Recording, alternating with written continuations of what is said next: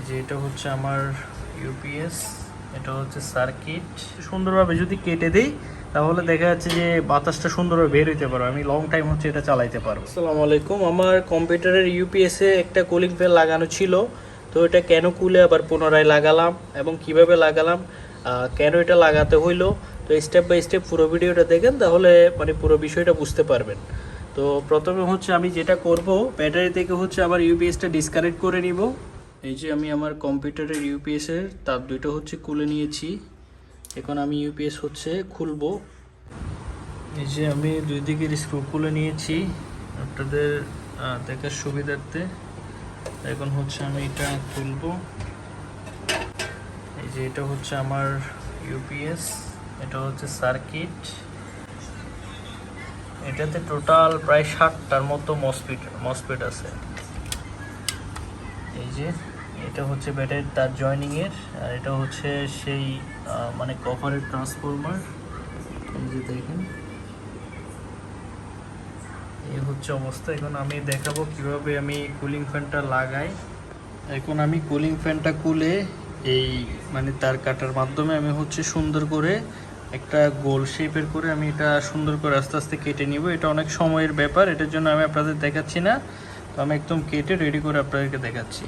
এই যে আমি ইউপিএসের কভারটা সুন্দর করে আমি কেটে নিয়েছি তার কাটারের মাধ্যমে। এটা অনেক কষ্ট হয়েছে, এগুলো অনেক মানে অনেক মোটা টাইপের শিট, এগুলো কাটতে অনেক কষ্ট হয়েছে, যেহেতু আমার এগুলো কাটার মেশিনগুলো নাই, তো আমি হাত দিয়ে করছি আর কি।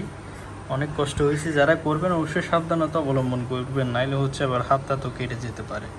তো এখন কথা আছে আমি এটা কেন করলাম, আমি এটা ফিটিং করতে করতে আপনাদের বলি। তো আমার মেইনলি বিষয় হচ্ছে যে আমি এতদিন ইউপিএস চালাচ্ছিলাম, কিন্তু একটানা হচ্ছে 4 ঘন্টা 5 ঘন্টা বা এরকম, এরপরে আমি নির্দিষ্ট সময় পর বন্ধ করে দিতাম বা এরকম করতাম। তো অত একটা সমস্যা দেখা যায়নি আমার ইউপিএস থেকে। কিন্তু ইদানিং হচ্ছে গতকালকে বিশেষ করে আমি যখন প্রায় 9 থেকে 10 ঘন্টার মতো একটানা আমি কাজ ছিল বিধায় একটানা হচ্ছে রানিং রাখলাম, এরপরে ইউপিএসের পাশে এসে দেখি ট্রান্সফরমারের যেটা জায়গা, এই জায়গাটা আর কি এত পরিমাণ যে গরম হয়ে গেছে, মানে এই ছোটো ছোটো ছিদ্র দিয়ে আসলে অত একটা বাতাস এয়ার ফ্লো মানে অত একটা বেশি করতে পারে না, যার কারণে ফ্যান হচ্ছে তেমন একটা বাতাস বের করতে পারে না।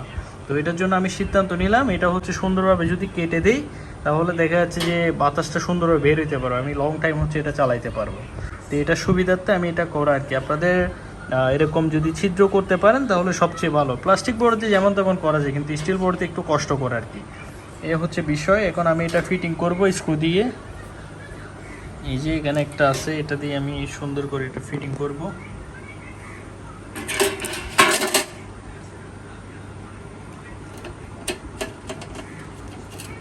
এটা হচ্ছে ডিরেক্টলি আমি এর সাথে ফিটিং করে দিয়েছি আর কি। এদিকে একটা দিব,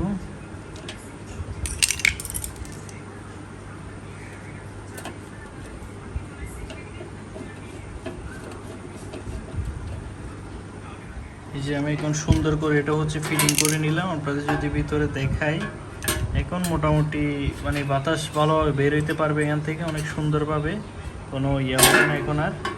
এদিক থেকে বাতাস ঢুকে এদিক থেকে হচ্ছে গরম বাতাসটা বেরিয়ে চলে যাবে। এখন হচ্ছে আমার ইউপিএসটা একটু ঠান্ডা থাকবে আর কি। তো আমি মূলত এই কারণেই ইউপিএসের নতুন করে আবার এটা মডিফাই করে সেট আপ করলাম। ভিডিওটি কেমন লাগলো অবশ্যই কমেন্ট করে জানাবেন। তো এখন হচ্ছে ইউপিএসটা সুন্দর করে আমি ফিটিং করে ফেলি।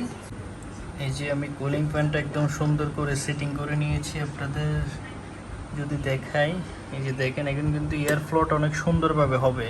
ডিরেক্ট ট্রান্সফরমারের সাথে আমার কুলিং ফ্যানটা লাগানো, ট্রান্সফরমারকে গরম হতে দিবে না, ডিরেক্ট বাতাসটা হচ্ছে বের করে দিবে।